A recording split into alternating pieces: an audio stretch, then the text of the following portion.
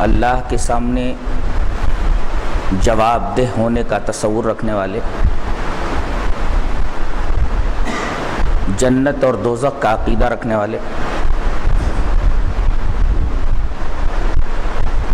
ایک رسول کو ماننے والے، ایک ہی قبلے کی طرف منہ کر کے نماز پڑھنے والے، ہر ایک شخص یہ چاہتا ہے کہ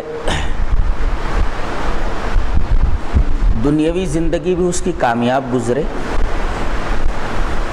اور یہ زندگی تو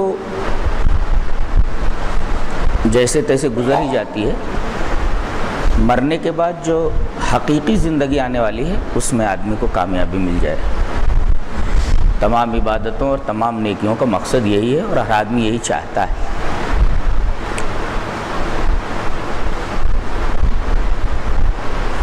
قانون میں کہیں کہیں کچھ الجھنیں درپیش ہوتی ہیں، کچھ بھائیوں کو، کچھ لوگوں کو۔ ٹھیک ہے، ان کا حق ہے کہ وہ دلیل طلب کریں، اسے سمجھیں، کچھ خلجان ہو تو اس کو مطالعے کے ذریعے، علماء کے ذریعے، اللہ کی کتاب کے ذریعے، رسول اللہ صلی اللہ علیہ وسلم کے احادیث کے ذریعے اس کو حل کریں۔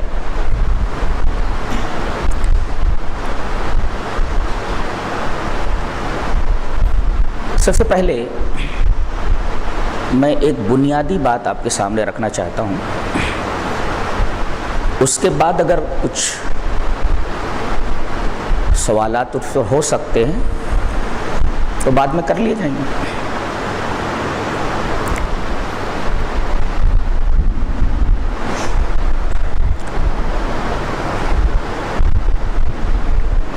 اللہ تعالی نے جو یہ کائنات بنائی ہے،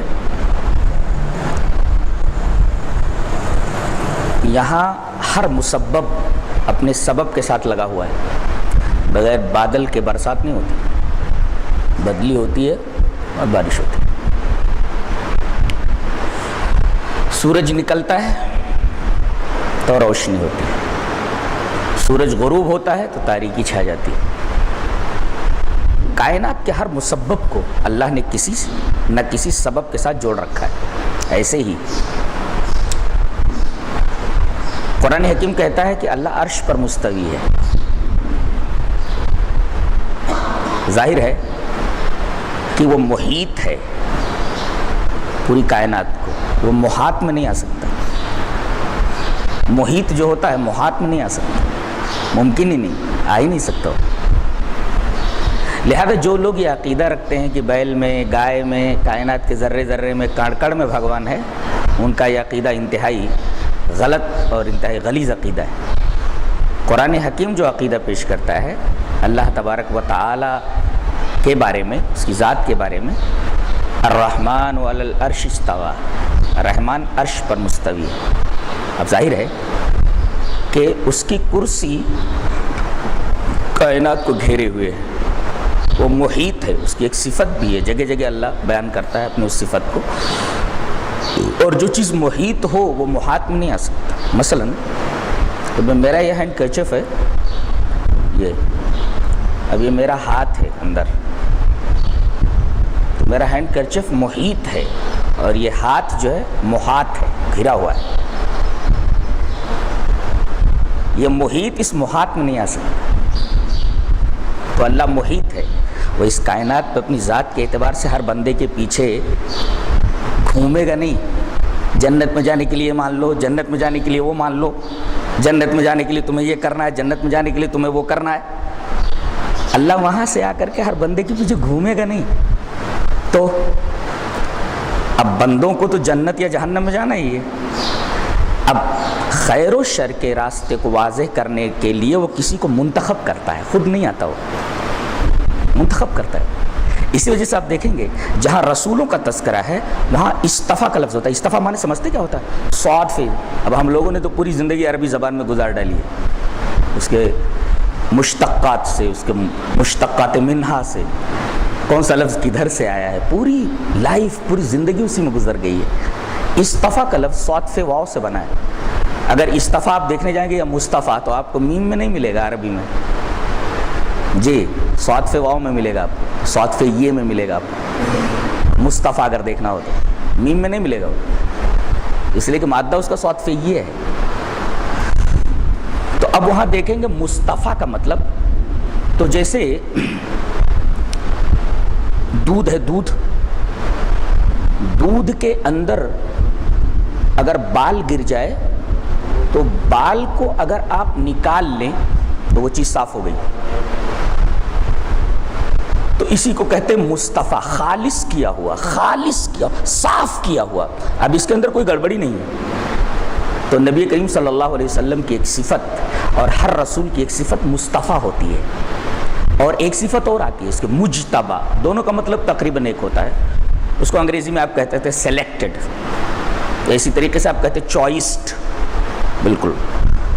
اس کا مطلب ہوتا ہے کہ بہت سارے لوگوں میں ایک کو سلیکٹ کر لیا جاتا ہے، ہر ایک نیتا نہیں ہوتا، ہر ایک رہبر نہیں ہوتا، ہر ایک خاص منصب کے لیے بہت سارے لوگوں کو اس پر نہیں بٹھایا جاتا ہے، وہ ایک خاص ہوتا ہے۔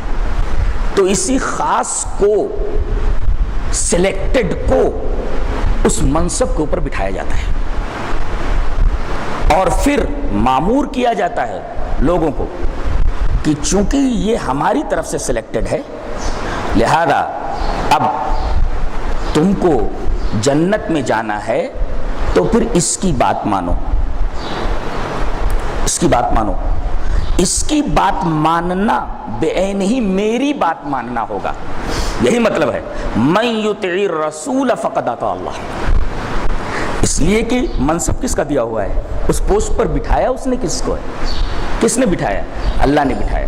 ظاہر ہے کہ وہ اللہ کی طرف سے اس منصب کے اوپر بیٹھا ہوا ہے، اور اس لیے بیٹھا ہوا ہے، اس لیے بٹھایا گیا تاکہ لوگ اس کی اطاعت کریں، تاکہ اس کی اطاعت کرنے کی وجہ سے اللہ تبارک و تعالیٰ کی اطاعت ہو، ورنہ اللہ تبارک و تعالیٰ کی اطاعت کا کوئی ذریعہ ہی نہیں ہے، کوئی ذریعہ نہیں ہے۔ اچھا،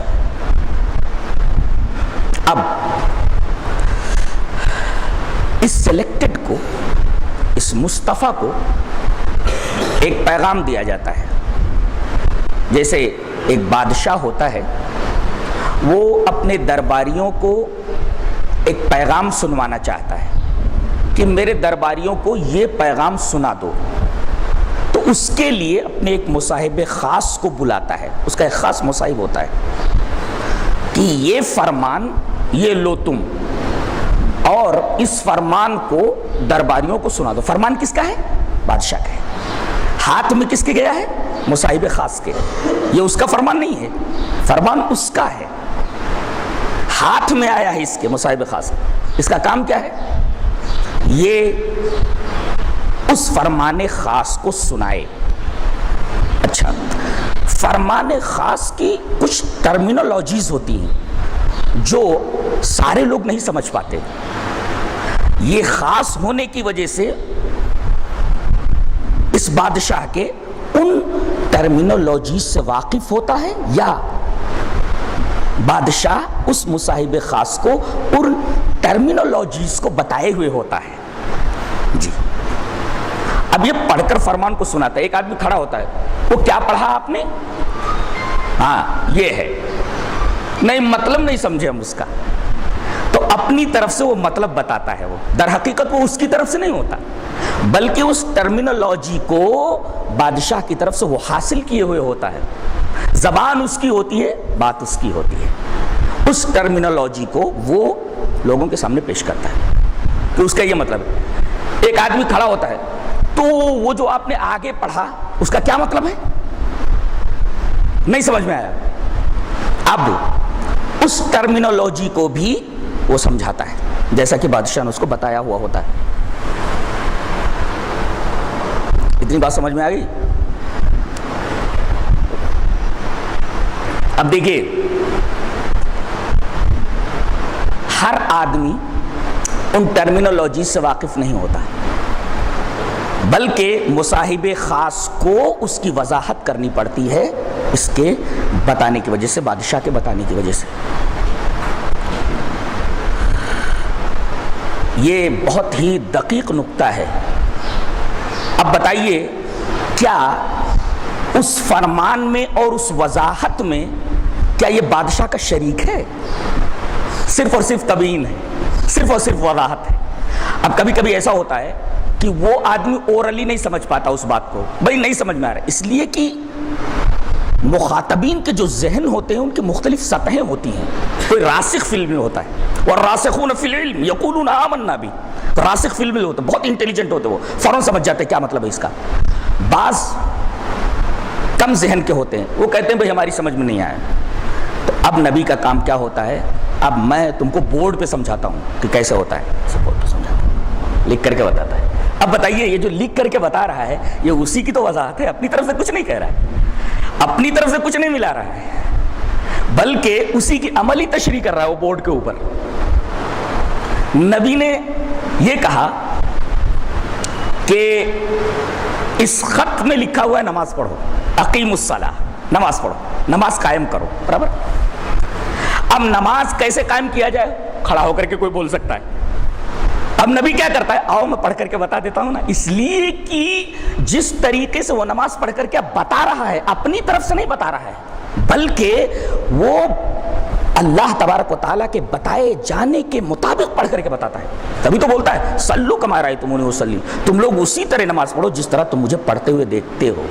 اب بتائیے یہ جو نماز پڑھ کے بتا رہا ہے یہ اپنی طرف سے کر رہا ہے؟ نہیں، عملی تشریح ہے، یہ تشریح ہے، تبیین ہے، یہ وضاحت ہے اس قانون کی، اس قانون کے دفع کی وضاحت ہے۔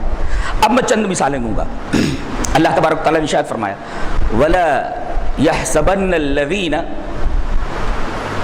وہ لوگ یہ نہ سمجھیں، کون؟ يَبْخَلُونَ مَا آتَاهُمُ اللَّهُ مِنْ فَضْلِهِ، جو بخیلی کرتے ہیں اللہ تبارک و تعالیٰ کے دیے ہوئے مال میں۔ اللہ نے فرمایا وہ یہ نہ سمجھیں جن کو ہم نے دولت دے رکھی ہے اور وہ بخیلی کرتے ہیں، یعنی زکوٰۃ نہیں دیتے، زکوٰۃ نہیں دیتے، تو کیا ہوگا؟ سَيُطَوَّقُونَ مَا بَخِلُوا بِهِ إِلَى يَوْمِ الْقِيَامَةِ، ان کے زکوٰۃ نہ دینے کی وجہ سے، بخیلی کرنے کی وجہ سے کل ان کے گلے میں قیامت کے دن طوق ڈالا جائے گا۔ اب دیکھیں یہاں عربی کا لفظ کیا ہے؟ سَيُطَوَّقُونَ، ان کے گلے میں طوق ڈالا جائے گا۔ اب بہت سارے لوگ ہیں یہ قانون پڑھ کر کے نبی سنا رہا ہے کہ ان کے گلے میں قیامت کے دن طوق ڈالا جائے گا جو اللہ کا مال پانے کے بعد بھی زکوٰۃ نہیں نکالتے۔ اس میں پوچھ بیٹھتا ہے حضرت یہ طوق کا مطلب کیا ہوتا ہے؟ اس لیے کہ طوق کا مختلف مطلب اس کے ذہن میں آ رہا ہے کہ پٹا ڈال دیا جائے گا، کہ گلے میں زنجیر ڈال دی جائے گی، کہ کسی کپڑے کو لپیٹ دیا جائے گا۔ یہ طوق کا کیا مطلب ہے؟ چاندی کا طوق ہوگا کہ لوہے کا طوق ہوگا کہ زنجیر کا طوق ہوگا کہ کون سا طوق ہوگا؟ اب نبی اس کی تشریح کرتا ہے، حدیث آتی ہے، نبی اس کی تشریح کرتا ہے، کل قیامت کے دن اسی مال کو ایک گنجے سانپ کی شکل میں بدل دیا جائے گا، جس سانپ کی 2 زبانیں ہوں گی، اور اسی سانپ کو اس کے گلے میں لپیٹ دیا جائے گا۔ بتائیے جو حدیث آئی ہے سیطوقون کی تفسیر ہے کہ نہیں ہے؟ سامنے والے کو سمجھانے کے لیے، بتانے کے لیے، چونکہ یہ معنی اللہ کی طرف سے اس کو ملا ہے، لہذا سیطوقون کے بارے میں جو اس نے واضح کر کے بتائیے یہ در حقیقت اپنی طرف سے نہیں بلکہ اللہ تبارک و تعالیٰ کے بیان کرنے کی وجہ سے اس نے بتایا۔ آگے دیکھیں اللہ نے فرمایا یوصیکم اللہ فی اولادکم للذکر مثل حظ الانثیین، اللہ تم کو تمہاری اولاد کے بارے میں وصیت کرتا ہے کہ لڑکی کا 1 حصہ، لڑکے کا 2 حصہ۔ واضح ترجمہ بالکل واضح۔ تمہاری اولاد کے بارے میں تم کو وصیت کرتا ہے کہ لڑکی کا 1 حصہ، لڑکے کا 2 حصہ۔ اب ایک کھڑا ہوتا ہے، سمجھ میں نہیں آیا اس لیے کہ قانون میں ایک بات ابھی نہیں سمجھ میں آ رہی ہے۔ کیا کہا کہ میں مسلمان ہوں، میرا ایک بیٹا ہے وہ کافر ہو گیا ہے، تو وہ بھی اولاد ہے میری، کیا میرے مرنے کے بعد میری وراثت سے اس کو وہی 2 حصہ ملے گا؟ اللہ کے رسول صلی اللہ علیہ وسلم اس کی وضاحت فرما رہے ہیں، لا یرث الکافر المسلم ولا المسلم والکافر، کافر مسلم کا وارث نہیں ہوتا، مسلم کافر کا وارث نہیں ہوتا۔ اب بتائیے یہ جو نبی کی حدیث ہے کیا اس آیت کریمہ کے خلاف ہے؟ اس لیے کہ سوال پیدا ہو رہا ہے وہاں، اور قانون میں اس کا جواب نہیں ہے، قانون میں اس کا جواب نہیں، پورے قرآن میں آپ دیکھ لو کہیں اس کا جواب نہیں۔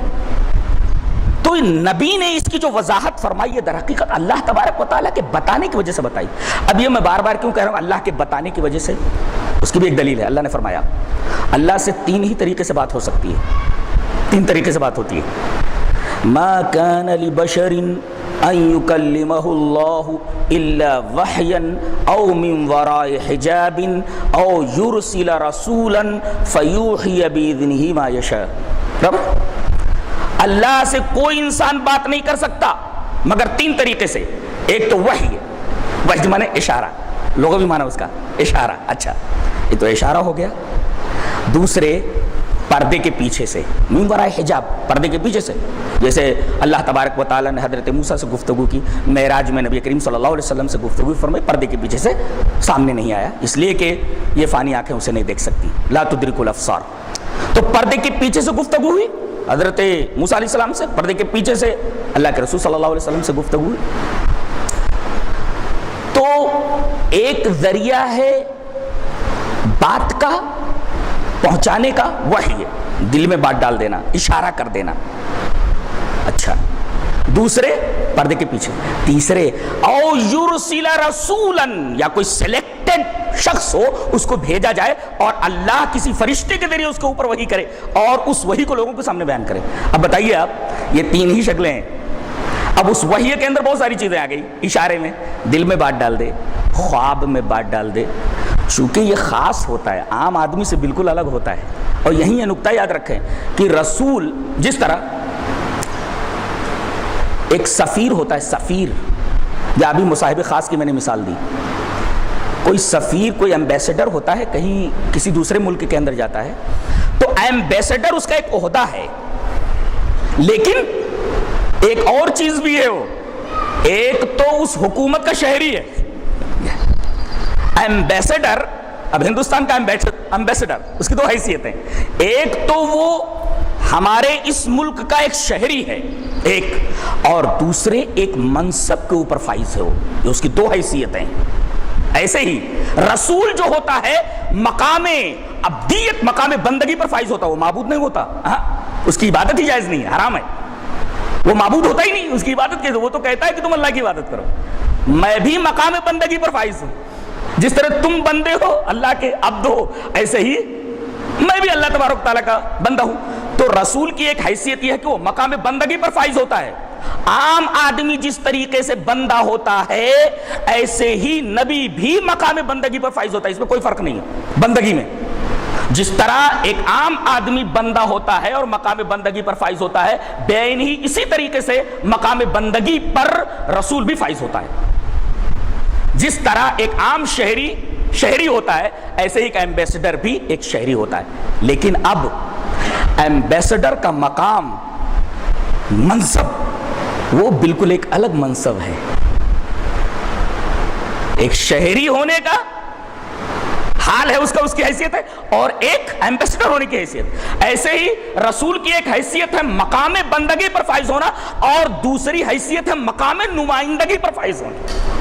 اللہ نے اس کو نمائندہ بنایا، یہ میں نہیں کہہ رہا، اللہ تبارک تعالیٰ نے ارشاد فرمایا وما ارسلنا من رسول الا لیطاع باذن اللہ، ہم نے جتنے بھی رسول بھیجے تاکہ ان کی اطاعت کی جائے۔ اطاعت ایسے نہیں، میرا حکم لگا ہوا، باذن اللہ، میرا حکم ہے تو اس کی اطاعت کرو۔ میں وہاں سے آ کر، میں محاط میں آ ہی نہیں سکتا، میں تو محیط ہوں، میں ہر بندے کے پیچھے قانون لے کر کے تھوڑی گھوموں گا، اے میرے بندے یہ قانون لے لے، میرے بندے یہ قانون لے لے، میرے بندے یہ قانون لے، جنت میں جانے کا یہ قانون ہے، نہیں عمل کرے گا تو جہنم میں جائے گا۔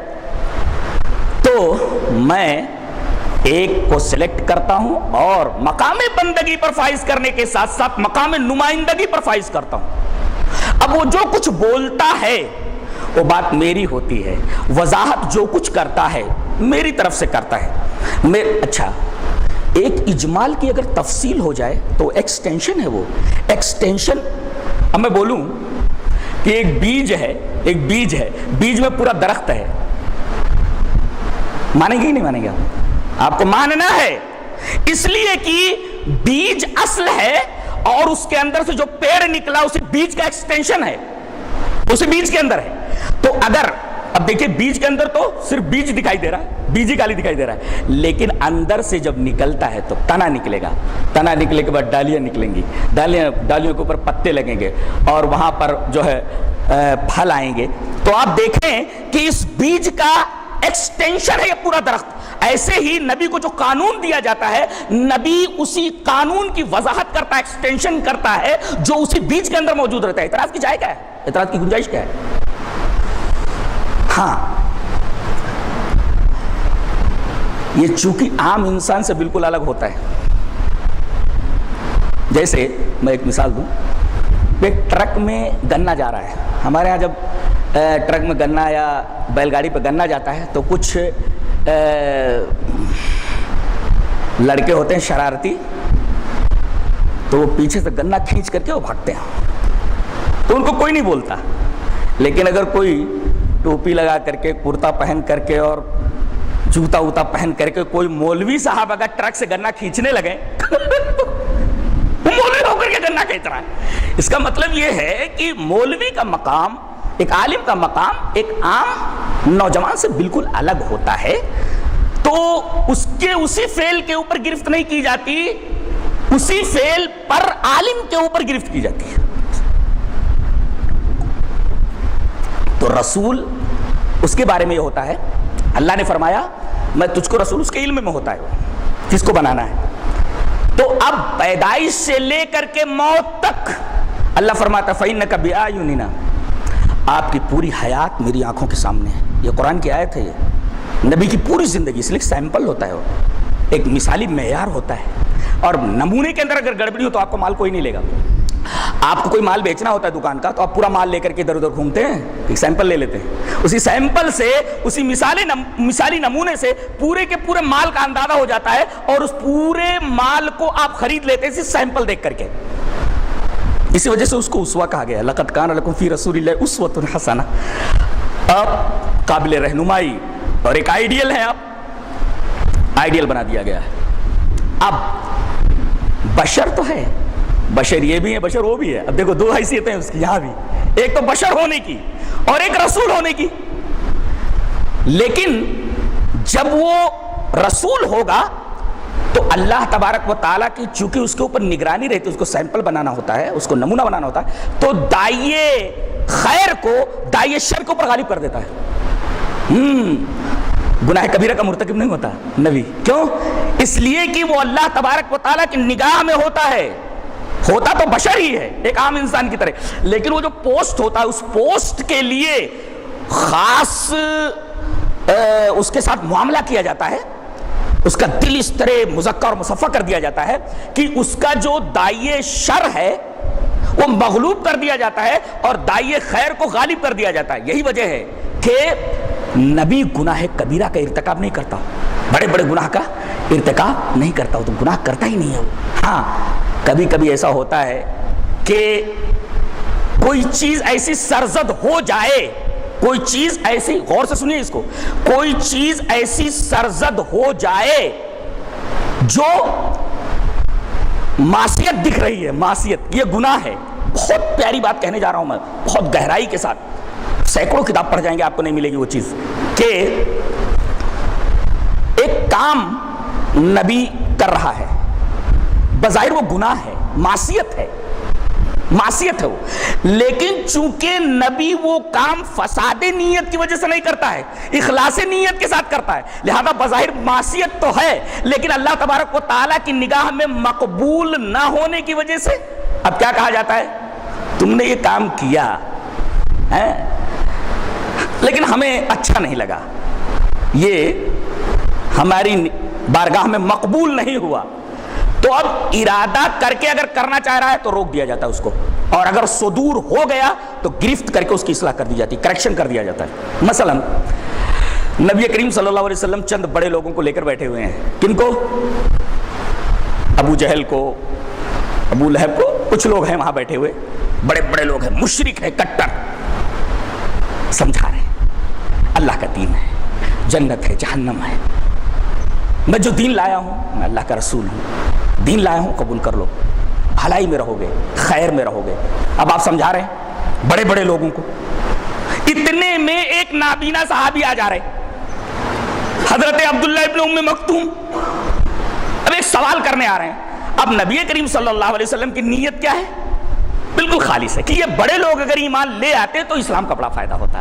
اب یہ اندھا اگر ایمان لے آیا ہے تو اس سے اتنا فائدہ کہاں ہونے والا ہے وغیرہ وغیرہ، آپ نے کچھ سوچا تو عبس وتولی، آپ کے چہرے کے اوپر، آپ کی پیشانی کے اوپر لکیریں پڑ گئی، تیوریوں پر بل پڑ گئے اور آپ نے پیٹ پھیر لیا اسے۔ اب دیکھیے نبی کے اوپر یہ واجب ہے، فرض ہے کہ کوئی نبی سے سوال کرے تو اس کے ساتھ نرمی کا برتاؤ کرے، ترشروئی نہ دکھائے، چیبر جبی نہ ہو، اس کے سوال کا جواب دے، اسے پیٹ نہ پھیرے۔ اور یہاں کہا جا رہا ہے اندھا جب آیا، عبس وتولی ان جاءہ الاعمی، جب اندھا آیا تو آپ کے پیشانی کے اوپر لکیریں پڑ گئیں اور آپ نے پیٹ پھیر لیا، آپ کو ڈانٹ پڑی، آپ کو ڈانٹ پڑی۔ وما یدریک لعلہ یزکا، ہو سکتا ہے کہ وہ دل کی صفائی کے لیے کوئی مسئلہ پوچھنے آیا ہو۔ اب آپ بتائیے کہ یہ جو آپ نے پیٹ پھیرا ہے اور چیبر جبی ہوئے، کیا آپ کی نیت میں فساد تھا؟ نعوذ باللہ۔ آپ تو بڑے لوگوں کو سمجھانے میں مشغول تھے کہ یہ اگر ایمان لے آئے تو اسلام کا بڑا فائدہ ہوگا، آپ کی نیت میں اخلاص تھا، لیکن چونکہ یہ حرکت نبی کی، نبی کریم صلی اللہ علیہ وسلم کی، اللہ تبارک و تعالیٰ کو مقبول نہیں ہوئی۔ دیکھیں نیت میں اخلاص ہے، مقبول نہیں ہوئی تو اللہ تبارک و تعالیٰ نے آپ کے اوپر گرفت فرمائی کہ ایسا آئندہ نہیں ہونا چاہیے۔ عبس وتولی ان جاءہ الاعمی۔ اب بتائیے جس کی زندگی کی ہر ادا اللہ تبارک و تعالیٰ کی نگاہوں کے سامنے ہو، وہ کوئی ایسی غلط تشریح کر دے، غلط بات امت کو بتا دے، تو کیسے آدمی یقین کر سکتا ہے کہ نبی اس طریقے کی کوئی حرکت کر سکتا ہے؟ اب آپ دیکھیے جیسا کہ میں نے بتایا کہ بیج کے اندر پورا درخت ہوتا ہے، اگر درخت شرح ہے، بیج سمجھے متن ہے۔ اب نبی کریم صلی اللہ علیہ وسلم یہ فرمائیں کہ قبر میں عذاب ہوتا ہے۔ اب دیکھو بہت غور سے سنیے اس کو، قبر میں عذاب ہوتا ہے۔ میں آیتیں پڑھ رہا ہوں، اللہ تبارک تعالیٰ نے ارشاد فرمایا سورہ طلاق کے اندر، وَكَأَيٍّ مِّن قَرْيَةٍ أَتَتْ عَنْ أَمْرِ رَبِّهَا فَحَاسَبْنَاهَا حِسَابًا شَدِيدًا وَعَذَّبْنَاهَا عَذَابًا نُكْرًا فَذَاقَتْ وَبَالَ أَمْرِهَا وَكَانَ عَاقِبَةُ أَمْرِهَا خُسْرًا أَعَدَّ اللَّهُ لَهُمْ عَذَابًا شَدِيدًا۔ دیکھو الگ ترتیب 3 آیتیں۔ بہت ساری بستیوں کے لوگوں نے اپنے رب کے حکم سے روگردانی کی، وَكَأَيٍّ مِّن قَرْيَةٍ أَتَتْ عَنْ رَبِّهَا، تب کیا ہوا؟ دنیا ہی میں فَحَاسَبْنَاهَا حِسَابًا شَدِيدًا، ہم نے ان کا بڑا شدید محاسبہ کیا، وَعَذَّبْنَاهَا عَذَابًا نُكْرًا، ہم نے ان کی گناہوں کی سزا دنیا میں دی، برابر ہے۔ فَذَاقَتْ وَبَالَ أَمْرِهَا، اپنے معاملے کا وبال انہوں نے دنیا میں چکھا، وَكَانَتْ فَذَاقَتْ وَبَالَ أَمْرِهَا وَكَانَ عَاقِبَةُ أَمْرِهَا خُسْرًا، اور ان کے معاملے کا انجام بڑا ہی خسارہ آمیز رہا۔ اور اس کے بعد آگے کہا جا رہا ہے یہ تو دنیا کا معاملہ، اب اعد اللہ لهم عذابا شدیدا، اللہ تبارک و تعالی نے ان کے لیے عذاب تیار کر رکھا ہے۔ اب غور فرمائیے، یہاں عربی نہ جاننے کی وجہ سے ایک بہت بڑی غلطی ہو جاتی ہے۔ اب دیکھیے بریلوی کیا کرتے ہیں، وسیلہ کا جو لفظ ہم لوگ اپنے اردو میں لیتے ہیں، کیا وہی معنی عربی میں ہے؟ نہیں نا، سارا معاملہ یہ ٹکا ہوا ہے کہ وسیلہ کا مطلب انہوں نے وہ لے لیا ہے جو اردو میں ہے، عربی میں تقرب کے معنی میں ہے وہ۔ ایسے ہی مفصل کا مطلب ہم کیا لیتے ہیں؟ ایک دم تفصیل کیا ہوا. نہیں یہ مطلب نہیں ہے قرآن میں. یہ دیکھو عربی نہ سمجھنے کی غلطی. فصل کا مطلب ہوتا ہے چیپٹر، جس کو بولتے ہیں چیپٹر. یہ ایک ادھیائے، دوسرا ادھیائے، تیسرا ادھیائے، چوتھا ادھیائے. تو ہر چیپٹر کے اندر ایک ایک عنوان ہوتا ہے، ایک ایک عنوان ہوتا ہے، اس کو چیپٹر بولتے ہیں. عربی میں اس کو فصل بولتے ہیں. برابر ہے؟ فصل بولتے ہیں اس کو. اور لغت میں اگر آپ دیکھیں تو فصل یفصل، تفصیل کا مطلب ہوتا ہے درزی کا کٹنگ کرنا. تفصیل مانے کٹنگ. آپ دیکھ لیجئے اٹھا کر کے عربی. یہ ہے کپڑا، اب کرتا سلنا ہے، چڈی سلنی ہے. تو اب وہ ٹیبل کے اوپر کپڑے کو رکھے گا اور اس کے بعد کینچی سے اس کو کٹ کرے گا. اس کو اس کٹنگ کو عربی میں تفصیل کہتے ہیں. تفصیل. اب تفصیل کرنے کے بعد آپ دیکھیے، آپ ایک چیز الگ ہو گئی، دوسری چیز الگ ہو گئی. ایک کپڑے کے دو ٹکڑے ہو گئے. تفصیل مانے کٹنگ. کپڑا ادھر آ گیا، کپڑا ادھر آ گیا. تو گویا ایک کے بعد ایک، ایک کے بعد ایک کیا ہوا. پہلے یہ کیا گیا، اس کے بعد یہ کیا گیا، اس کے بعد یہ کیا گیا، اس کے بعد یہ کیا گیا. اب دیکھیے مفصل کا مطلب میں بتاتا ہوں. اللہ تبارک تعالیٰ نے کیا فرمایا؟ فَأَرْسَلْنَا عَلَيْهِمُ الطُّوفَانَ وَالْجَرَادَ وَالْقُمَّلَ وَالضَّفَادِيَ وَالدَّمَ آیات مفصلات. ہم نے ان کے اوپر طوفان بھیجا، والجراد ٹڈی بھیجا. ایک ساتھ میں نہیں آئے، آیات مفصلات ایک کے بعد دیگر ہے. جیسے کٹنگ، یہ کٹ کر کے ادھر رکھ دیا، ایک کٹ کر کے ادھر رکھ دیا، کٹ کر کے ادھر رکھ دیا، کٹ کر کے ادھر رکھ دیا. تو اب الگ ترتیب ایک کے بعد دیگر یہ سب آداب آتا ہے. اب تفصیل کا مطلب یہ لے لیجیے، قرآن میں ہر چیز کھول کھول کر بیان کی. یہ کیا مطلب ہے اس کا؟ یہ مطلب نہیں ہے، یہ مطلب نہیں ہے اس کا. اچھا کل، کل کا جو مطلب ہوتا کل، کل کا مطلب ہم لوگ کیا لیتے ہیں؟ ہر چیز. ہر چیز نہیں ہوتی کل کا مطلب، بلکہ عام طور پر یہ کہا جاتا ہے کہ مسجد کے کل کام کے اندر میں شریک رہا. جیسے ملکہ سبا کے بارے میں فرمایا گیا وَأُوتِيَتْ مِنْ كُلِّ شَيْءٍ، یا اس کے بارے میں اس کو ہر چیز دی گئی، ہر چیز دی گئی. ظاہر ہے کہ وہیں حضرت سلیمان علیہ السلام کی بادشاہت وہ تو نہیں دی گئی تھی اس کو. تو کل کے معنی میں یہ تھوڑی آتا کہ ساری چیزیں اس کے اندر آ گئی. اگر کل کا معنی لے لیا جائے ہر چیز، تو اللہ بھی مر جائے گا. نہیں، اللہ بھی مر جائے گا. نعوذ باللہ من ذالک. کل نفس ذائقۃ الموت، کل نفس ذائقۃ الموت. اور اللہ تبارک تعالیٰ نے اپنے آپ کو نفس کہا ہے. تو اب کل نفس، اب کل کا مطلب اگر یہی لے لیا جائے جو عام طور پر لوگ لیتے ہیں، جیسا کہ ہماری زبان میں کل کا مطلب یہ لیا جاتا ہے، تو اللہ تبارک تعالیٰ کو بھی موت کا مزہ چکھنا، اس لیے کہ اس نے اپنے آپ کو نفس کہا ہے. اور کل کا مطلب کل ہوتا ہے.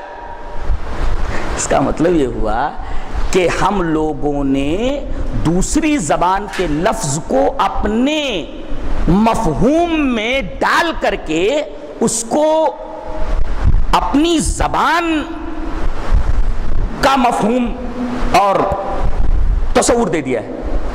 یہ خرابی ہے اس کے اندر. اب آپ دیکھیں، کہتے ہیں کہ حدیثوں کو اس وجہ سے نہیں مانا جاتا کہ اس میں ٹکراؤ ہوتا ہے. یہ حدیث اس کے خلاف ہے، وہ حدیث اس کے خلاف ہے. ابھی رک رہی ہے، قبر کے بارے میں بات ہو رہی ہے. یہ حدیث اس کے خلاف ہے، یہ حدیث اس کے خلاف ہے. صحیح حدیث ایک دوسرے کے خلاف ہوتی ہی نہیں ہے. ٹکراؤ بظاہر ہوتا ہے. جیسے میں یہ کہوں کہ اللہ نے فرمایا تبیان لکل شیء، قرآن حکیم ہر شے کی وضاحت ہے. برابر ہے؟ ہر شے کی وضاحت ہے. اچھا، اب اللہ فرما رہا ہے اے ہمارے حبیب وَأَنزَلْنَا إِلَيْكَ الذِّكْرَ لِتُبَيِّنَ لِلنَّاسِ مَا نُزِّلَ إِلَيْهِمْ. جو قرآن ہم اتار رہے ہیں آپ لوگوں کے ساتھ، لوگوں کے سامنے اس کی وضاحت کریں. ارے جب قرآن میں ہر چیز کی وضاحت ہے تو معاملہ نبی کو کیوں سونپا جا رہا ہے؟ آپ اس کی وضاحت کریں. بظاہر ٹکراؤ ہے دونوں آیتوں کے اندر. تو بظاہر ٹکراؤ ہے، تو ٹکراؤ کا بظاہر ہونا، تو بیٹھاؤ بیٹھاؤ بچے کو، اس کو بیٹھ جاؤ. جیسے ایک جگہ فرمایا اللہ تبارک تعالیٰ نے نسوا اللہ فنسیہم، نسوا اللہ فنسیہم. وہ لوگ اللہ کو بھول گئے تو اللہ ان کو بھول گیا. اللہ بھولتا ہے کیا؟ اللہ بھولتا ہے؟ نہیں بھولتا نا. اچھا، دوسری جگہ کہا گیا وما کان ربک نسیا، تیرا رب بھولتا نہیں ہے. اب دیکھیں یہ آیت اور یہ آیت بظاہر دونوں ایسے ٹکرا رہے. ایک کہہ رہی ہے نہیں بھولتا ہے، کہتا بھولتا ہے. ابھی صاف ہے نسوا اللہ فنسیہم، اور وما کان ربک نسیا. تو اب یہی نہ کہیں گے کہ قرآن میں دو قسم کی آیتیں ہیں، آیت محکمات اور آیت متشابہات۔ تو محکم کا مطلب تو یہ ہوتا ہے بالکل واضح ہوتی ہے، اس کے اندر ایسا نہیں ہوتا کہ بھئی اس کے اندر دو معنی ہوں، آدمی گڑمٹ کرے کہ بھئی ہاں اس کا یہ بھی معنی ہے، اس کا یہ بھی معنی ہے، ایسا نہیں ہے، بالکل واضح ہوتی ہے وہ۔ لیکن متشابہات کے اندر کئی وجہیں ہوتی ہیں اس کی، یہ بھی معنی ہو سکتا ہے، وہ بھی معنی ہو سکتا ہے، وہ بھی معنی ہو سکتا ہے۔ تو اب متشابہات کو سمجھنے کے دو طریقے ہیں، ایک تو نبی سے سمجھ لیا جائے، یا پھر متشابہ آیت کو کسی محکم کے اوپر پیش کر دیا جائے، بالکل واضح ہو جائے گا۔ جیسے یہی نسوا اللہ فنسیہم، وہ لوگ اللہ کو بھول گئے تو اللہ ان کو بھول گیا۔ اب ظاہر ہے کہ آیت متشابہات، اللہ بھولتا کیسے ہے؟ اللہ تو بھولتا نہیں۔ اب اس کو کیا کریں، ڈائریکٹ اس آیت محکمہ کے اوپر پیش کر دیجئے، مطلب وما کان ربک نسیا، اللہ بھولتا نہیں ہے۔ دیکھیں آیت متشابہ کا مطلب محکم نے صاف کر دیا۔ کہیں کہ ایسا ہوتا ہے کہ کسی آیت متشابہ کا مطلب نبی اور وضاحت کے ساتھ بیان کرتا ہے، قرآن میں تو ہوتا ہے مگر اس کو اور وضاحت کے ساتھ بیان کرتا ہے نبی۔ تو نبی کی جو وضاحت ہوتی ہے وہ آیات قرآنیہ کے خلاف نہیں ہوتی، بلکہ اس کا ایکسٹینشن ہوتی ہے، اور ایکسٹینشن جو ہوتا ہے وہ در حقیقت متن کے اندر ہی ہوتا ہے، اصل کے اندر ہی ہوتا ہے۔ اب جیسے درخت پورا کا پورا بیج کے اندر ہوتا ہے، تو درخت کو بیج کا ایکسٹینشن ہی تو کہیں گے۔ تو نبی کریم صلی اللہ علیہ وسلم کی تفسیر اور تبیین جو ہوتی ہے وہ در حقیقت کبھی قرآن کے خلاف نہیں ہوتی۔ ایک صحیح حدیث دوسری صحیح حدیث کے کبھی خلاف نہیں ہوتی، بظاہر ایسے تعارض رہے گا، بظاہر تعارض۔ جیسے بندے سے پوچھے گا اللہ تبارک و تعالیٰ کیا تم نے دنیا میں شرک کیا تھا؟ وہ کہے گا واللہ ربنا ما کننا مشرکین، ڈائریکٹ اللہ کے سامنے بول دے گا۔ کیا بولے گا؟ اے رب تیری قسم، ہمارے رب کی قسم ہم مشرک نہیں تھے، جبکہ مشرک تھے وہ، اللہ کے سامنے جھوٹ بول دے گا وہ۔ تو اللہ فرمائے گا دیکھو جھوٹ بول رہا ہے تو منہ پر مہر لگا دو اس کے، الیوم نختم علی افواہہم، اب منہ نہیں بولیں گے بلکہ اب ہاتھ پیر گواہی دیں گے۔ یہ تو ہے قرآن میں، وتکلمنا ایدیہم، ہاتھ بولیں گے، وتشہد ارجلہم، پیر بولیں گے۔ لیکن ایک جگہ ہے الیوم تشہد علیہم السنتہم، ان کے منہ بولیں گے، ان کی زبان بولے گی۔ اب دیکھو یہاں منہ پر تالے لگے ہوئے ہیں، وہاں زبان بول رہی ہے، بظاہر تعارض ہے۔ تو اصل میں تعارض جو ہوتا ہے نا وہ ایسے دکھائی دیتا ہے، تعارض دکھائی دیتا ہے، مسئلہ تعارض کا نہیں ہے، ٹکراؤ کا نہیں ہے کہ ایک آیت دوسرے کے خلاف دکھ رہی ہے۔ یہ دیکھا جائے کہ دونوں کے ٹکراؤ کا سولوشن کیا ہے، سولوشن ہے یا نہیں ہے، تطبیق ہے یا نہیں ہے، یہ دیکھا جائے۔ اصل چیز تطبیق ہے کہ دونوں کی تطبیق ہو سکتی ہے کہ نہیں، دونوں آپس میں مل سکتے ہیں کہ نہیں۔ جیسے نسوا اللہ فنسیہم اور وما کان ربک نسیا، دونوں کو ملانے کے بعد بات بالکل واضح ہو جاتی ہے، سمجھ میں آئے؟ اب دیکھو اللہ تبارک تعالیٰ نے فرمایا بہت ساری بستیاں ایسی گزری ہیں جن کے لوگ بدماش تھے، ہمارے احکام کی انہوں نے نافرمانی کی، تو ہم نے کیا کیا، ان کا یہی حساب لیا ہم نے، شدید حساب، وَعَذَّبْنَاهَا عَذَابًا نُكْرًا، اور ہم نے ان کو بڑا ہی زبردست اور بہت ہی خراب عذاب ان کو چکھایا دنیا ہی کے اندر۔ اور اسی پر بس نہیں ہے، اعد اللہ لہم عذابا شدیدا، یہ تو چکھا انہوں نے، اب ان کے لیے جہنم کا عذاب اور تیار ہے۔ اب میں یہ بولتا ہوں کہ مالک یوم الدین، دین کا مطلب ہی نہ سمجھنے کی وجہ سے گڑبڑی ہو رہی ہے۔ ہاں، ایک ہوتا ہے حساب، ایک ہوتا ہے دین۔ دین کا مطلب عربی میں ہوتا ہے، محاورہ ہے عربی کا، کما تدین و تدان، جیسی جیسی کرنی ویسی ویسی بھرنی، یہ دنیا میں نہیں ہوتا۔ اور اسی وجہ سے اس کی تفسیر جگہ جگہ قرآن میں آتا ہے، آئی ہے الیوم توفی کل نفس، آج پورا پورا بدلہ دیا جائے گا۔ جیسے وہ شاعر نے، حماسہ کے شاعر نے کہا، جب وہ نہیں مانے تو دناہم کما دانو، جیسا انہوں نے ہمارے ساتھ کیا تھا بالکل ہم نے ان کے ساتھ ویسے ہی کیا، ہماری بستیاں جلا دی تو ہم نے ان کی بستیاں جلا ڈالی، تو پورے پورے بدلے کو دین کہتے ہیں۔ تو اللہ تبارک تعالیٰ فرما رہا ہے کہ مالک یوم الدین، دنیا میں ہم پورا بدلہ نہیں دیتے، قیامت کے دن ہر آدمی کو پورا بدلہ، لاسٹ ججمنٹ اسی وجہ سے کہا جا رہا ہے۔ اب بتائیے وہاں پورا پورا بدلہ دیا جا رہا ہے، اگر جزوی طور پر کسی عمل کا بدلہ یہیں دے دیا جائے تو پورے پورے بدلے کے خلاف کہاں ہوگا؟ اب دنیا میں مل گیا، اب اگر کوئی کہ برزخ میں بھی عذاب ہوتا ہے تو یہ ایکسٹینشن ہے، یہ آیت کریمہ کے خلاف نہیں، ایکسٹینشن ہے وہ۔ مسئلہ یہ ہے کہ یوم الدین سے پہلے، لاسٹ ججمنٹ سے پہلے، پورے پورے بدلہ دیے جانے سے پہلے عذاب ہے کہ نہیں ہے؟ عذاب ہے، اس لیے کہ قرآن حکیم خود کہہ رہا ہے کہ دنیا میں ہم نے ان کو عذاب دیا، تو دنیا میں جب عذاب ملا، اب دنیا سے جانے کے بعد ایک فصل زمانی ہے۔ فصل زمانی کا مطلب کیا ہوتا ہے؟ یہاں سے یہاں تک دور، جب من آتا ہے عربی میں تو سے بتاتا ہے، اور الا جب آتا ہے تو تک بتاتا ہے۔ اب بتائیے، من ورائہم برزخ الی یوم یبعثون، ان کے پیچھے سے قیامت تک، اٹھائے جانے تک. اب من اور سے، من یہ من بامبے الی حیدرآباد، تو من نے بتایا ابتدا اور الہ نے بتایا انتہا. من ورائہم برزخ الی یوم یبعثون. اب یہ مرنے کے بعد برزخ کا ایک سرا دنیا سے ملا ہوا ہے اور دوسرا سرا آخرت سے ملا ہوا ہے. یہ دنیا میں نہیں آ سکتے اور ابھی آخرت میں نہیں جا سکتے جب تک کہ اٹھائے نہ جائیں. یہ بیچ کا دورانیہ ہے. اب بیچ کے دورانیہ میں ہیں وہ، بیچ کے دورانیہ میں کسی بھی حالت میں ہیں وہ. اب کوئی یہ کہے کہ ہم کھود کر دیکھتے ہیں تو مردہ دکھائی نہیں دیتا، سڑ گل گیا ہے. یہ اتنا بڑا پاگل پنا اور اتنی بڑی حماقت ہے کہ میرا خیال ہے کہ اس سے بڑی حماقت اور کوئی نہیں ہو سکتی.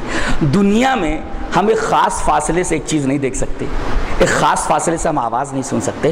اس کو جب برزخ کہا گیا ہے، قرآن حکیم خود بولتا ہے وہ دنیا نہیں ہے، وہ برزخ ہے. وہ تو برزخ کے معاملات کو دنیا کے معاملات پر کیسے قیاس کیا جا سکتا ہے؟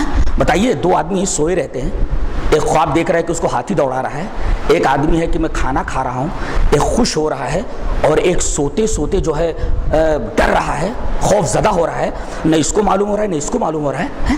تو اب بتائیے کہ یہ جو ایک قسم کی جو زندگی ہے، اسی قرآن حکیم پر اگر غور کرو، قرآن حکیم پر اور حدیث پر، تو یہ سارے شبہات پیدا ہی نہیں ہوتے ہیں. سارے شبہات کیسے پیدا نہیں؟ کہ وہ زندگی نہیں ہے، زندگی نہیں ہے. اصل میں معاملہ یہ ہے کہ قرآن حکیم کو گہرائی کے ساتھ سمجھا نہیں جاتا. وہ چند منکرین حدیث کے کچھ کتابیں میں نے تو چارٹ ڈالا ہے. منکرین حدیث کی جتنی کتابیں ہیں، چاہے وہ تمنا عمادی ہوں، چاہے جو ہے جتنے بھی انکار حدیث والے ہیں، سب کو میں پڑھ چکا ہوں. مجھے ہنسی آتی ہے کہ اس قدر بچکانہ حرکتیں، اس قدر طفلانہ حرکتیں کرتے ہیں وہ کہ عجیب و غریب. اب ایک دوسرے عالم کا قیاس اس عالم کے اوپر کیا جاتا ہے. اگر نبی کریم صلی اللہ علیہ وسلم معراج میں حضرت موسیٰ علیہ السلام کو قبر میں نماز پڑھتے ہوئے دیکھ رہے تو وہ عالم مثال ہے، وہ عالم برزخ معجزہ ہے وہ. اور معجزہ جو ہوتا ہے مسائل کی دلیل نہیں ہوتا، نبوت کی دلیل ہوتا ہے. لِنُرِيَهُ مِنْ آيَاتِنَا الْكُبْرَى. تو جن کے ذہن صاف ہوتے ہیں قرآن حکیم کے تعلق سے، احادیث کے تعلق، ان کو شک نہیں گزرتا. میں نے کتنا بھی پڑھا ہے لیکن مجھے تو کوئی شک نہیں گزرتا. میرے سامنے تو بالکل ہر چیز آئینے کی طرح صاف رہتی ہے. میں آیات محکمات کو آیات متشابہات کی روشنی میں، آیات متشابہات کو آیات محکمات کی روشنی میں اور نبی کریم صلی اللہ علیہ وسلم کی تشریحات کی روشنی میں دیکھتا ہوں. کہیں کوئی تعارض نظر نہیں آتا، کہیں کوئی تصادم نظر نہیں آتا. جبکہ میں بنیادی طور پر عربی زبان کا طالب علم ہوں، عربی زبان بولتا ہوں، عربی زبان لکھتا ہوں، لیکن مجھے تو کہیں کوئی چیز نظر نہیں آتی. میں علم نحو سے واقف ہوں، علم نحو کے اوپر گہرا کون سا لفظ کیا بنا ہے. اب مثلا ہے لِتُبَيِّنَ لِلنَّاسِ مَا نُزِّلَ إِلَيْهِمْ. میں آپ سے یہ بولوں کہ لِتُبَيِّنَ لِلنَّاسِ مَا نُزِّلَ إِلَيْهِمْ کی ترکیب کیجئے تو نہیں کر سکتے آپ. لام کئے، تبین فعل، ضمیر اس میں انت کی فاعل، لام جار، انا سے مجرور، جار اپنے مجرور سے مل کر ظرف لغو ہوا، تبین فعل کے، ما اسم موصول، نزل فعل، ضمیر اس میں ہوا کی فاعل، الا جار، ہم مجرور، جار اپنے مجرور سے مل کر متعلق ہوا، نزل فعل کے، نزل فعل اپنے نائب فاعل اور متعلق سے مل کر جملہ فعلیہ خبریہ کو صلہ ہوا ما اسم موصول کا، موصول اپنے صلہ سے مل کر مفعول بہی ہوا تبین فعل کے، تبین فعل اپنے متعلق اور مفعول بہی سے مل کر کے. اب یہ لام کہہ کا جواب ہوا، سمجھ رہے ہیں آپ؟ یہ عربی ہے یہ، اور ایسے پورے قرآن کی ترکیب ہے. اس کو نحو بولتے ہیں. یہ بینہ کیسے ہوا ہو؟ لتبینہ، لتبینہ کیوں نہیں ہے؟ لتبینو کیوں نہیں ہے؟ تو ہم لوگ تو یہاں تک پہنچے ہوئے کہ کہاں سے کون سا لفظ کدھر سے آیا ہے. اور بین کا مطلب سمجھتے کیا ہوتا ہے؟ طلاق بائنہ کسے بولتے ہیں؟ طلاق بائنہ. اب عورت الگ ہو گئی، اب شوہر کے پاس نہیں آ سکتی، اسی سے یہ بین تو بینہ ہے. اے ہمارے حبیب، آپ اس طرح مطلب کو الگ کر دیجئے کہ یہ مطلب ادھر ہو جائے، یہ مطلب ادھر ہو جائے، دونوں الگ الگ. جیسے طلاق دینے کے بعد، طلاق بائن دینے کے بعد عورت اب نہیں آ سکتی شوہر کے پاس، وہ ادھر ہو گئی یا ادھر ہو گئی، ایسے ہی آپ مسئلے کو الگ الگ کر دیجئے، بین کر دیجئے. آپ بین کا مطلب یہ ادھر، یہ ادھر، یہ مطلب ہوا بین کا. یہ لفظ کے پیٹ میں گھسنا ہوا، اس کو لفظ کے پیٹ میں گھسنا بولتے ہیں. اب پورا بدلہ قیامت کے دن دیا جائے گا. اس سے پہلے اگر دنیا میں عذاب ہے تو اگر برزخ میں بھی اس دورانیے میں من ورائے برزخ الی یوم یبعث، یہ بیچ کا جو دورانیہ ہے، اگر مان لیا جائے کہ یہاں ایک قسم کا عذاب ہو رہا ہے اس لیے کہ موت کو نیند کی بہن کہا گیا ہے، نیند کی بہن کہا گیا ہے، اور نیند سے موت کو بڑی مشابہت ہے. اب آپ دیکھیے کہ اس میں نہ تو موت کی مکمل بے حسی ہوتی ہے اور نہ زندگی کی مکمل بیداری ہوتی ہے. بیچ بیچ کی کیفیت ہوتی ہے. تو اگر اس کیفیت کو مان لیا جائے کہ شعور تو نہیں ہے، اس لیے کہ قرآن شعور کی نفی کرتا ہے، وما یشعرون ایان یبعثون، قیامت تک تو شعور نہیں ہے. اس وجہ سے شعور کا مطلب یہ ہوتا ہے کہ یہ چیز یہ ہے، یہ چیز ہے. آواز آ رہی ہے بابا ذرا میری بگڑی بنا دو، نہیں بگڑی نہیں بنا سکتے، اس لیے کہ شعور ہی نہیں ہے، ان کو شعور ہی نہیں ہے. شعور کا مطلب ہوتا ہے یہ چیز یہ ہے، یہ چیز. کہتے شراب پی لیا اب اس کو شعور نہیں ہے، یعنی ماں کون ہے بہن کون ہے یہ شعور نہیں. لیکن شعور اور احساس الگ الگ چیزیں ہیں. پاگل ہوتا ہے اس کو شعور نہیں ہوتا لیکن احساس ہوتا ہے. اب کوئی چیز گھونپیے تو اس کو درد ہوگا، بھاگے گا. تو شعور کی نفی ہو، ما شعور. لہذا میں جہاں تک کہتا ہوں نئے سرے سے ان تمام چیزوں پر غور و فکر کی ضرورت ہے، بہت غور و فکر کی ضرورت ہے. ایسے ڈائریکٹ آپ یہ نہیں کہہ سکتے کہ نبی کریم صلی اللہ علیہ وسلم بس ان کا کام یہ ہے کہ قرآن پکڑا دے اور چلے جائیں. یہ آپ کا مقام صرف چٹھی دینے والے کی طرح پوسٹ مین کی طرح نہیں ہے. نہیں تو عطیوں کا کوئی مطلب نہیں. اچھا جو یہ کہا جاتا ہے کہ شرک ہو گیا، کہاں شرک ہو گیا بھائی؟ اگر نبی اپنی طرف سے کوئی بات کہتے، نبی اپنی طرف سے کوئی بات کہتے تو یہ ہوتا کہ اللہ یہ کہہ رہا نبی یہ کہہ رہے ہیں، تب ہوتا شرک فی الحکم ہوتا. پھر ولا یشرک فی الحکم یادا مانتے ہیں شرک فی الحکم ہوتا. لیکن شرک فی الحکم کہاں ہے؟ وہ تو بیج سے درخت نکال رہا ہے، درخت کی تفصیل کر رہا ہے، اور جو مجمل ہے اس کی تفصیل کرنا، ایکسٹینشن کرنا، یہ در حقیقت اللہ تبارک و تعالیٰ کے کہنے کی وجہ سے وہ ہوتا ہے. اسی وجہ سے اس بات کو مکمل واضح کر دیا گیا وما ینطق عن الہویٰ، آپ جو بولتے ہیں اپنی خواہش سے نہیں بولتے. ان ہوا الا وحی. ہوا کا مطلب میں پوچھوں آپ سے، آپ عربی جانتے ہیں تو ہوا کا مرجع کون ہے؟ وہ نہیں بتا سکتے آپ، نہ کتاب سے نہیں بتا سکتے، اس لیے کہ ہوا کا مرجع مضمون جملہ ہے. اب مضمون جملہ کس کو بولتے ہیں؟ مضمون جملہ. جیسے قام زیدن، قام سے ہم نے مصدر نکال لیا قیام، اور زید جو اس کا فاعل ہے، قام سے مصدر نکال کر کے قیام اس کی اضافت کر دی گئی جیسے زید کی طرف. یہ قیام زید مضمون جملہ، زید کا کھڑا ہونا. اب وما ینطقو میں ما ینطقو جو کچھ وہ بولتے ہیں، کیا مطلب؟ ینطقو سے نطق نکال لیا گیا مصدر، اور ہوا کی طرف اس کی اضافت کر دی گئی، مضمون جملہ ہوا. یعنی لفظ سے فعل سے مصدر کو نکال کر فاعل کی طرف مضاف کر دیا جائے تو مضمون جملہ بن جاتا ہے. گویا نطق کو نکال لیا گیا ینطقو سے، اور ینطقو کے اندر جو ہوا کی ضمیر ہے نطق کی اضافت کر دی گئی ہوا کی طرف. نطقو یعنی وہ جو اس کا نطق ہے وہ وہی ہوتی ہے جو وہی کی جاتی ہے. یہ مطلب ہوا اس کا. ان ہوا کا مرجع نطقو ہے جو ینطقو سے ماخوذ ہے. تو وما ینطق عن الہویٰ ان هو الا وحی یوحیٰ. آپ اپنی خواہش سے کچھ نہیں بولتے، وہ وہی ہوتی ہے.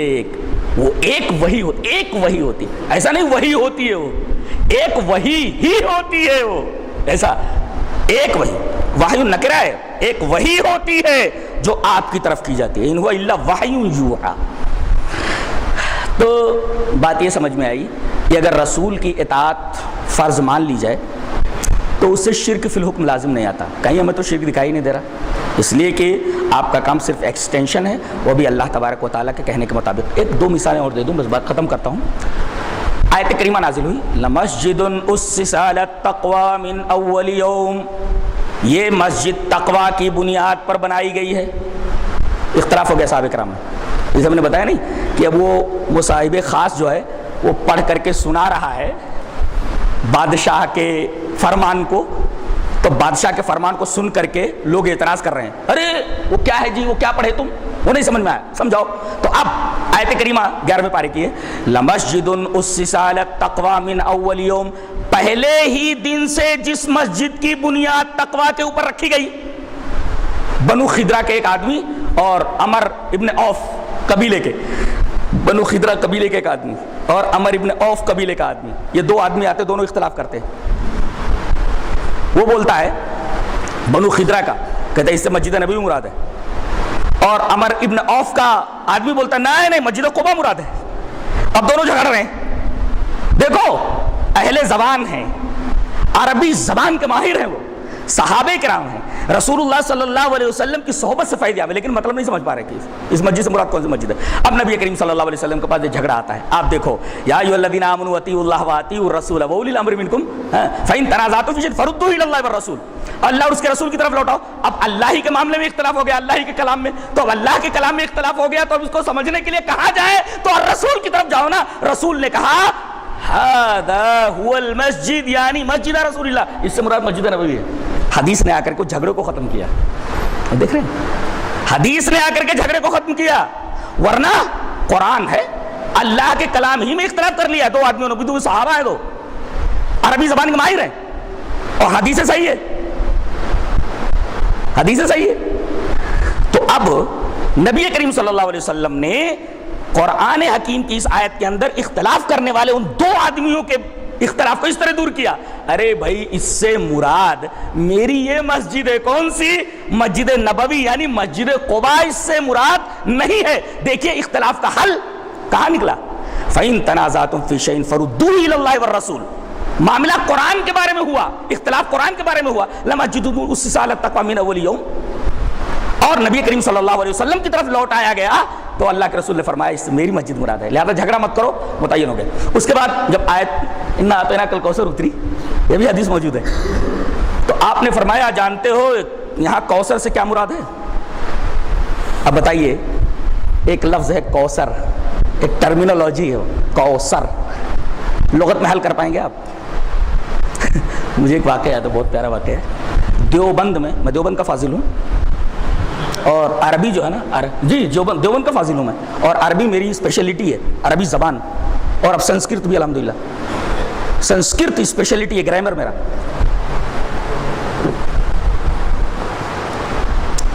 دیوبند میں انگریزوں کے زمانے میں ایک کلکٹر رہتا تھا، تو ان کے ایک میر منشی تھے، کلکٹر صاحب کے میر منشی، وہ لکھا پڑھائی کرتے تھے۔ اب وہ ہندوستان میں رہتے رہتے، دیوبند میں رہتے رہتے، وہ کلکٹر کافی اردو سیکھ گیا تھا، بڑی اچھی اردو بولتا تھا اور پڑھتا بھی تھا، اور بار بار منشی جی سے کہا کرتا تھا، اجی تم کیا اردو بولتے ہو اہل زبان ہو کر کے؟ میں اہل زبان نہیں ہوں، میری زبان مدر ٹنگ میری انگریزی ہے، لیکن میں تم سے اچھی اردو جانتا ہوں۔ ابے بیچارے بولیں تو کیا بولیں، دل محسوس کر رہ جاتے، نوکری کا معاملہ تھا۔ ایک دفعہ بول پڑا، پھر ارے تم کو کچھ آتا جاتا نہیں ہے، تم کو کیا اردو آتی ہے؟ تمہاری اردو جو ہے میری اردو سے بالکل اچھی نہیں ہے، جبکہ میں اہل زبان نہیں ہوں۔ انہوں نے طے کر لیا اب نوکری رہے یا نہ رہے، آج تو جواب دے ہی دینا ہے۔ کہا کہ اگر میں تمہارا امتحان لوں تو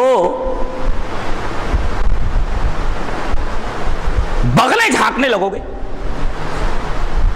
بغلیں جھانکنے لگو۔ کہا کہ کیا کہا تم نے، اگر میں امتحان لوں تو آگے کیا بولے؟ بغلیں جھانکنے لگو۔ کہا کہ اس کا کیا مطلب ہوا؟ کہا کہ آپ تو اردو کے بڑے ماہر ہیں، جائیے لغت دیکھیے۔ اب گیا وہ ڈکشنری کھول رہا ہے، فی روض اللغات یا کوئی بھی ڈکشنری، تو دیکھتا ہے بغلیں، تو یہ بغل یہ ہوا۔ اب جھانکنے کا مطلب پیپ، ایسے جھانکنا، تو اب کیا کر رہا ہے؟ ہاتھ اٹھا کر یوں جھانک رہا ہے، دیکھیں بغل بھی ہے اور جھانکنا بھی ہے۔ تو لغت میں دیکھ کر کے بغلیں جھانکنا یہ تو لغت میں نہیں ہوتا ہے، لغت میں کم سے کم معنی دیا رہتا ہے۔ اب ذرا ایکسٹینشن کر دیا گیا کہ کہیں کہیں محاورات کے معنی بھی دے دیا کرتے ہیں، تو بغلیں جھانکنا۔ اب بغل کا مطلب کیا ہے؟ یہ بغل۔ اب اس کے بعد جھانکنا، پیپ ایسے جھانکنا۔ تو منشی جی کے پاس آئے، کہا کہ حل ہو گیا بغلیں جھانکنا؟ کہا کہ بالکل حل ہو گیا، لغت کنسلٹ کر کے آیا ہوں، پوری لغت دیکھ گیا ہوں اردو کی۔ کہا کہ کیا بغلیں جھانکنا کے کیا مطلب ہوا؟ بولے یہ دیکھو یہی ہے بغلیں جھانکنا۔ ارے کہا احمق، بغلیں جھانکنے کا مطلب ہوتا حیرت زدہ ہو جانا، حیرت زدہ ہو جانا، یہ محاورہ ہے، نہ کہ بغلیں جھانکنا، یہ بغل جھانکنا۔ تو اس طریقے سے لغت دیکھ کر کے کسی لفظ کا معنی متعین کرنا اور قرآن سمجھنا در حقیقت ایسا ہے کہ رسول اللہ صلی اللہ علیہ وسلم کو اس منصب سے اتار کر لغت کو اس منصب کے اوپر لا کر کے قرآن حل کرنا، اس سے بڑا بازیچے اطفال اور کیا ہو سکتا ہے؟ اور قرآن حکیم کے اوپر اس سے بڑا ظلم اور کیا ہو سکتا ہے کہ اسے لغت کی عدالت میں ڈال دیا جائے، رسول اللہ صلی اللہ علیہ وسلم کی عدالت سے ہٹا کر کے، اور جس طرح چاہے لوگ فٹ بال کی طرح قرآن حکیم کو کہہ لیں۔